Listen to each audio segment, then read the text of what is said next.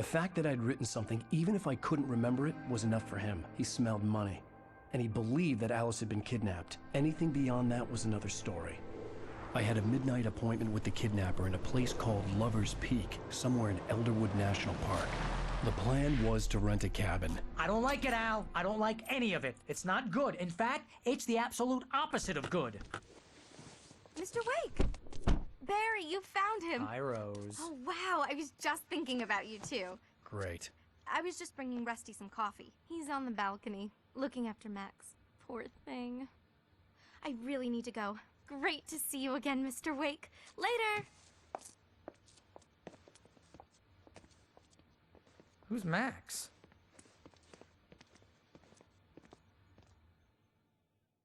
What an airhead. Jeez, Mr. Takes a swing at everybody.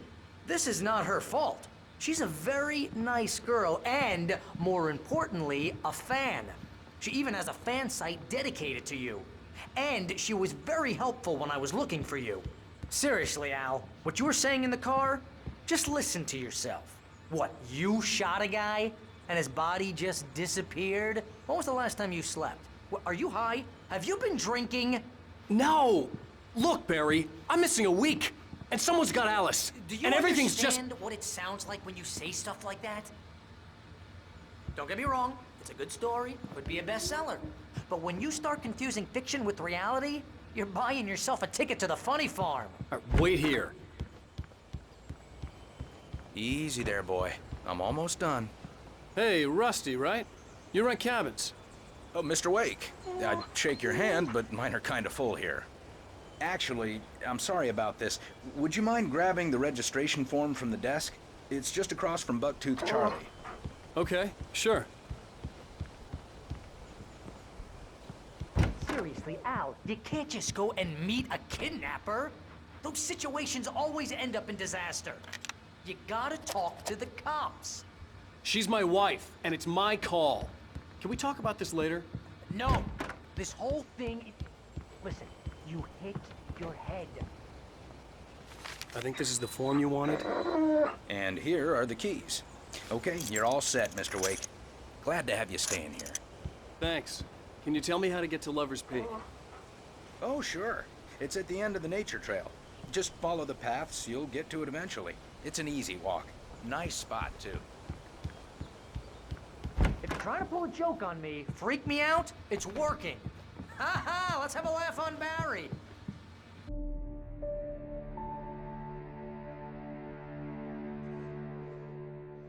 That's just crazy talk, Al. Al? Al? We should go to the sheriff or call the FBI. Damn it, Barry, they'll kill her! This is not a goddamn debate, Barry. I'm going to Lover's Peak. He said to come alone. Okay then. I understand. You're my best friend, and I'm worried that you're not right in the head. Tell me what to do to help, and I'll do it. You stay here, and if I'm not back by morning, call the cavalry. Achoo! Achoo! Just be careful with the natives, Al. These yokels are dangerous. Everybody hates a tourist, or it'll be Deliverance all over again. Achoo! Bless you.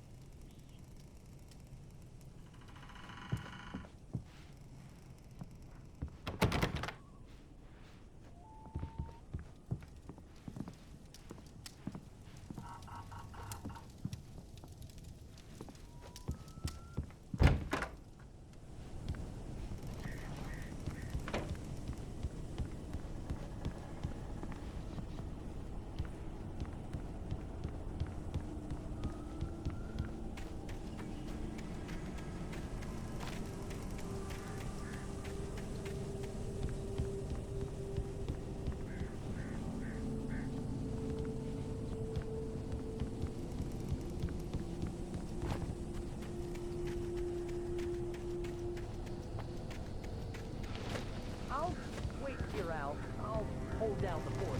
I'll be with you in spirit every step of the way, Al. Walking the door now.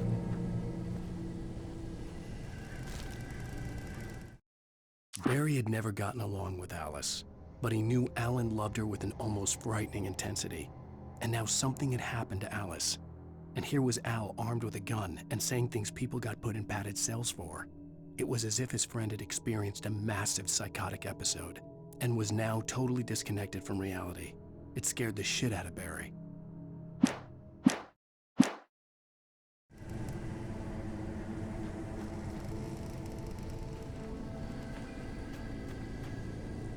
Barry had the keys to the car he rented. Wasn't a long walk to the visitor center, and it wouldn't be any use to me in the forest. I knew I should have gone to the cops. This wasn't the smartest thing I'd ever done, but I was still angry with Barry for trying to talk me out of it. These people had called me right in the sheriff's station.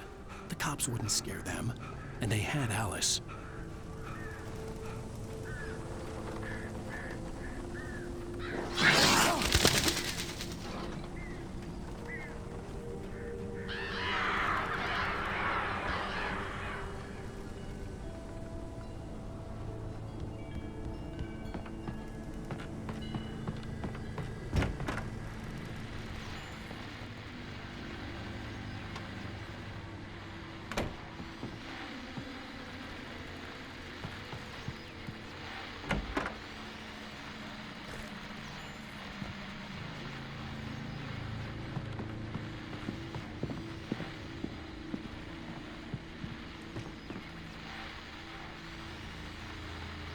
Welcome back to the show, folks. As promised, our very own Dr. Nelson has just parked his rear end in the studio. Doc, what's your Deerfest plan like? My plan? You make it sound a lot more organized than I ever seem to manage.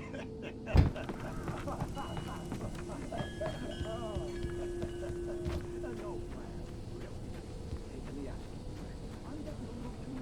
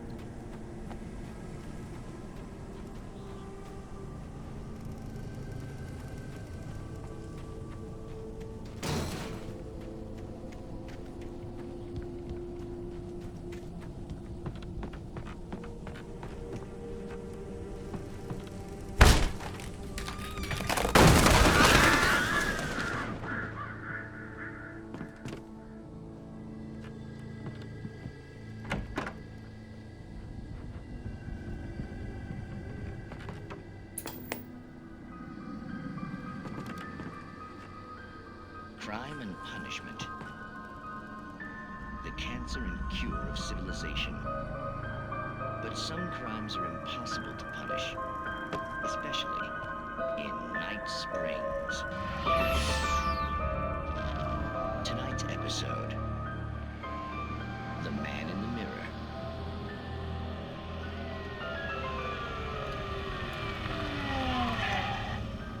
He's inside, Agent. He's a weird one. So, you're confessing to killing that guy, huh? Why? And it coming? Yeah, but why would you do that? I mean, you're a nice guy. Normal. Took a kid to a soccer game. So how come at the game, you pick a guy and, quoting from the arresting officer's report here, assault the victim's head area repeatedly with the weapon of choice being a pair of bare fists? Wow, that sentence really flows, huh? Maybe you're not the literary type. Okay, so you mess him up. But why? Who was that guy? We couldn't ID him. Why would a guy like you do him like that? I didn't like his face? Well, you must have hated it, because you really went to town there. I mean, there's no way to tell what he looked like. No ID on him either. That must be difficult. But then we ran the fingerprints. Got a match. Your prints. Identical. Huh, how about that? Your son said you were wearing a white shirt when you took him to the game. The white shirt is on the dead guy. It's plenty red now. You won't get away with this. Do you really think that's in any way relevant to me? I had plenty of time to talk to my boy before the cops arrived, you know? He won't stop screaming, am I right? You think he's ever gonna be okay? I left my mark. Believe me. You bastard. What? You gonna shoot me? What's the point? I'm going to prison. You got me. I don't understand any of this. And you never will. Don't worry. Maybe you'll see me again, Agent. Maybe in the mirror.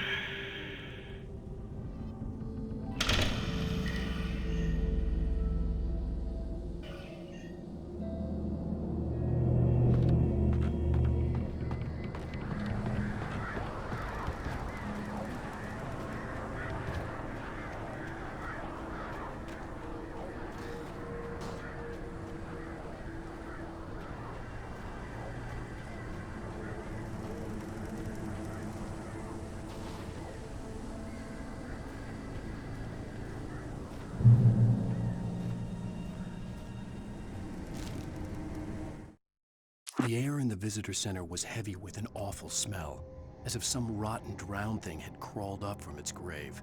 Rusty kept coughing blood. My eyes were drawn to the twisted shape of his broken leg. The attack had been vicious. Max whined in his cage. Rusty's eyes were wild with fear and terror. He gasped. "Mr. Wake, it happened just the way it was on that page."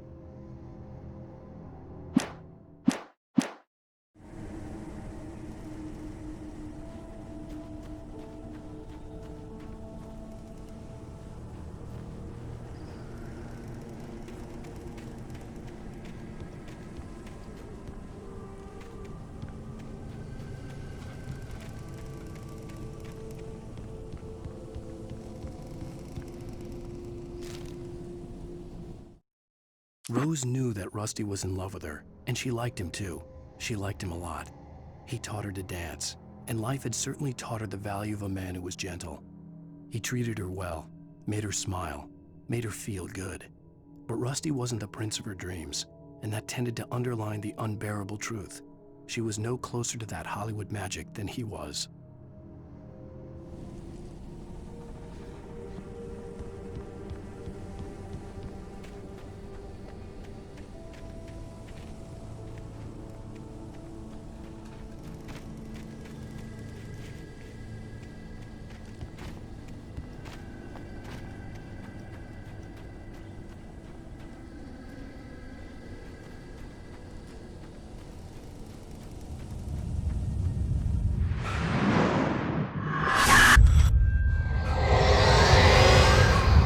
Vision left me weak. This was no head injury. Rusty, damn. Rusty, hang on! Oh God! I'm coming! Please, help me!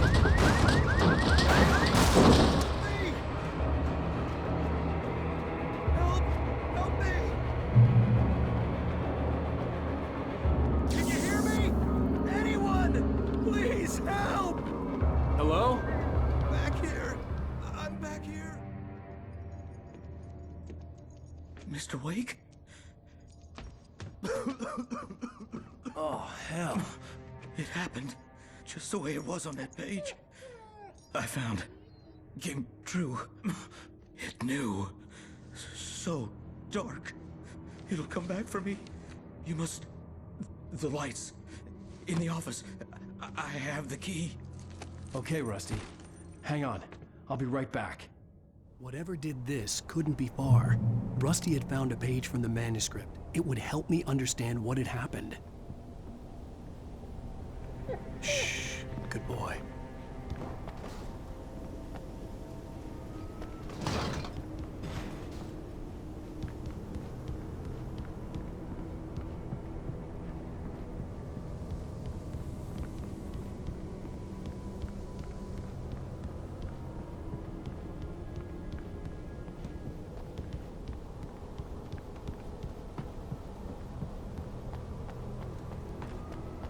The only way to make sure that Rusty was safe was to get the power running and the lights back on. The visitor center was sturdy, but the impact turned the front of the building into splinters. Rusty was thrown across the lobby like a rag doll and hit the far wall hard. It didn't hurt until he tried to move and saw his leg bend the wrong way, felt the broken rib stabbing him on the inside. Rusty howled in pain and fear, suddenly afraid to die alone.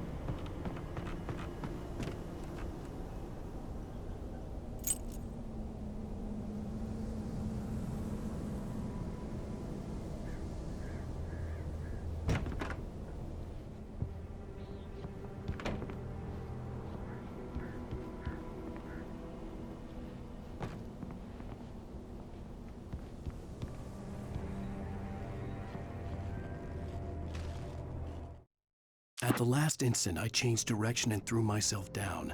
The axe splintered the trunk of a tree. I stumbled into the pool of bright light. My lungs burned. I was too exhausted to move. I tensed as I waited for the killing blow, but it never came. I raised my head. Nothing moved in the darkness beyond. For the moment, bathed in the cold light, I was safe.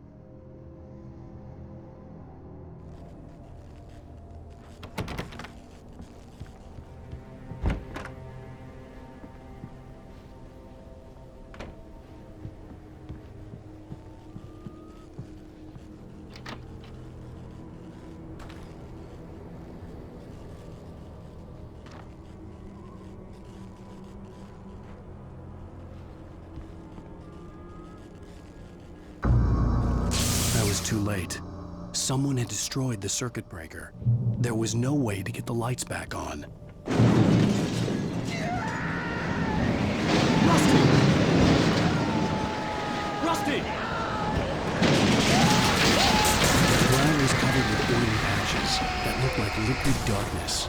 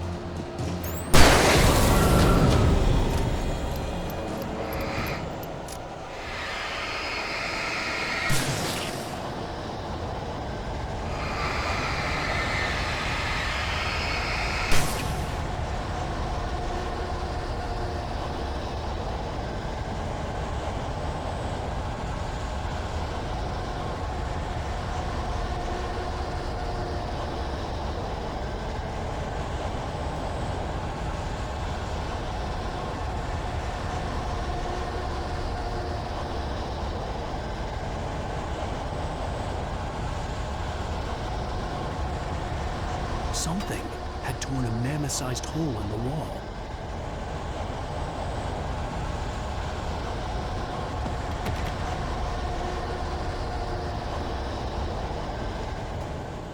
Please! Don't feed the animals!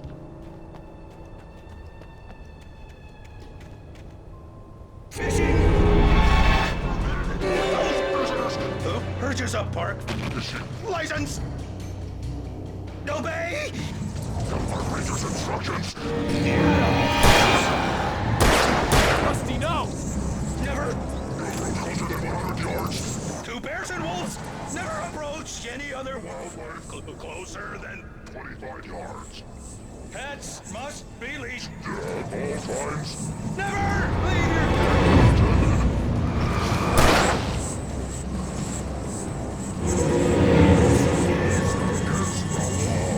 To remove any Natural objects. or historical artifacts from the park. Grounds.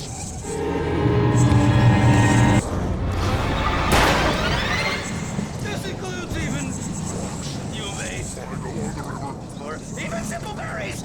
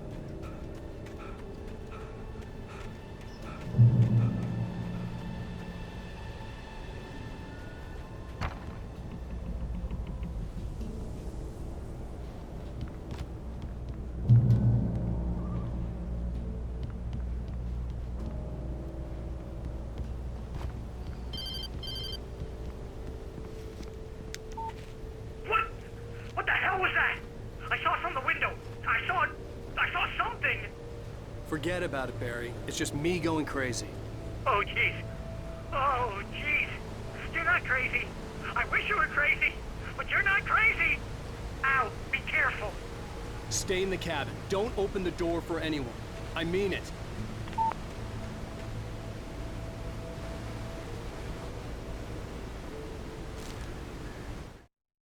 In that last instant of consciousness, Rusty thought about Rose. He was older than she was. Rose was barely out of her teens, but she made him feel young and forget what a train wreck his long-dead marriage had been. He still wore the ring. He'd been waiting for her to tell him to take it off. Now she never would.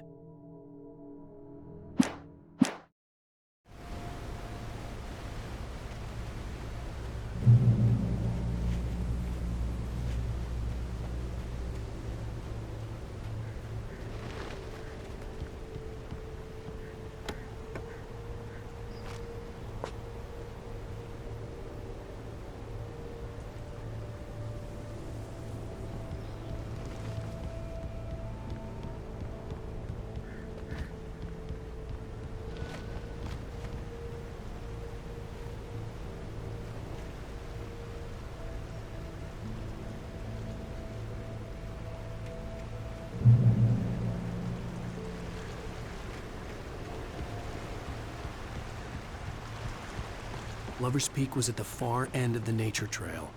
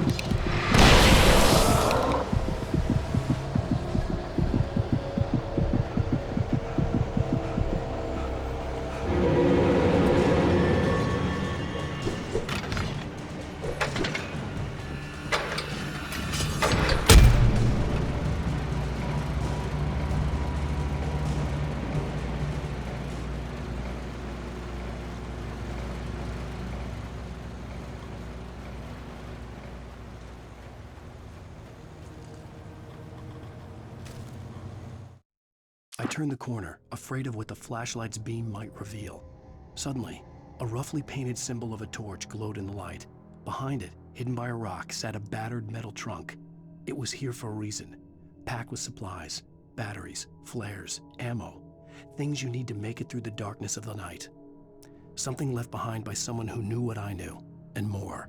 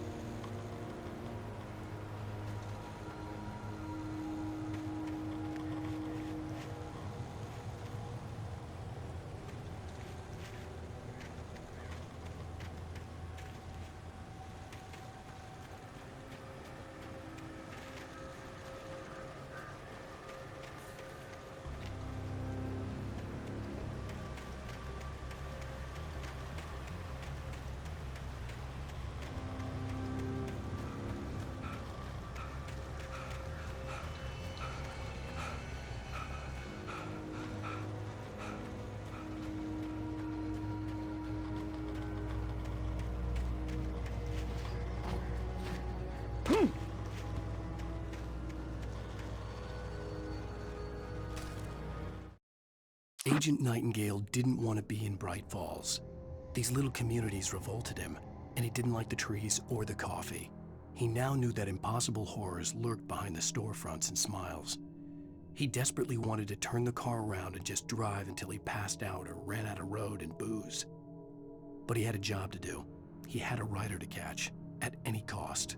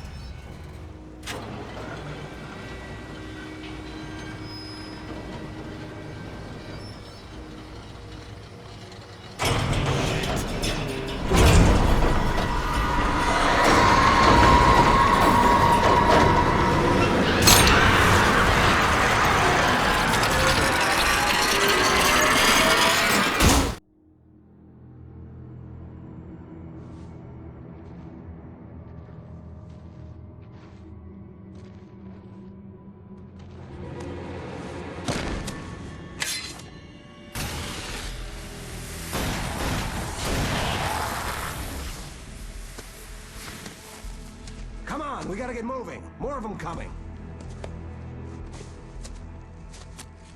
That flashlight's kid stuff. The flares will keep the bastards away.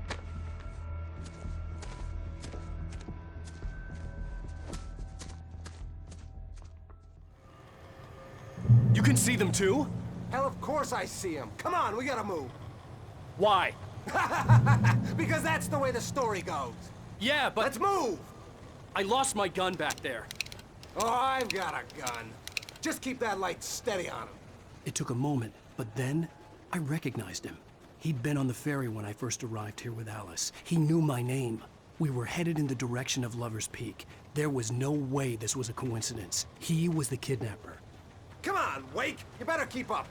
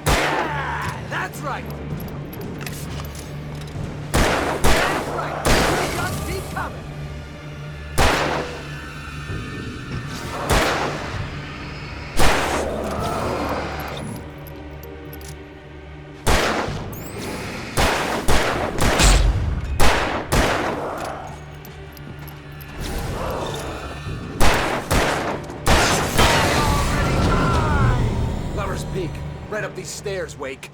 Use the flares from the emergency box to hold them off while I get these boards off. Give me the gun. Yeah, no can do, Wake. Are you kidding? Give me the gun! No time for back talk. Hold them off, damn it.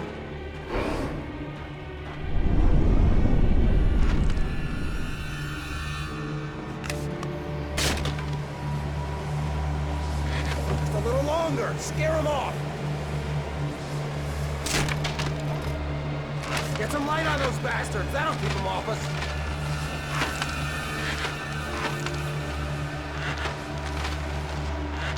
Just a little longer. I almost got it. Okay, it's open. Move it or lose it.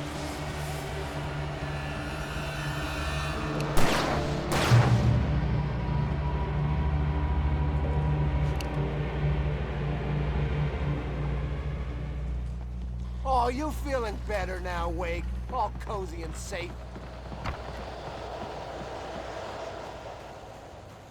Better get ready. They'll be on us soon.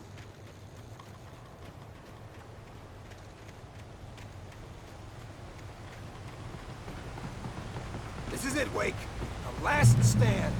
There's more flares here. Get ready. We fight them as long as they keep coming. Give me the goddamn gun! They're coming! That's not how this goes. Get with the program, Wake.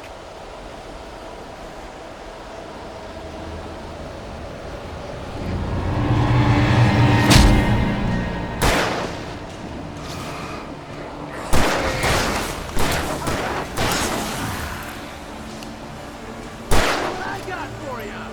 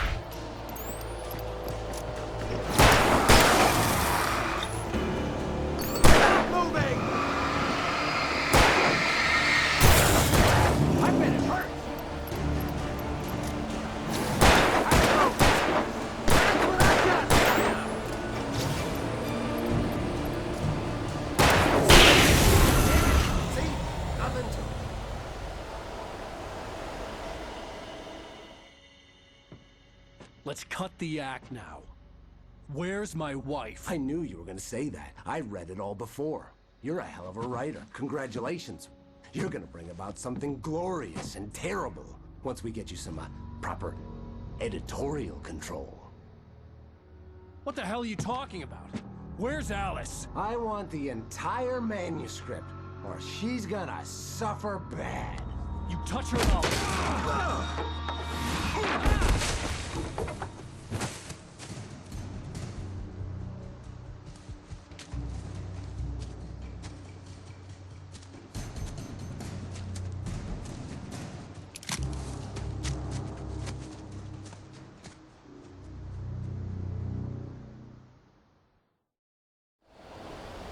You're gonna give me the manuscript, or you'll be sorry. No! Come back here! I swear I'll kill you if you hurt Alice! Do you hear me? Come back here! He had Alice, and he wanted the manuscript because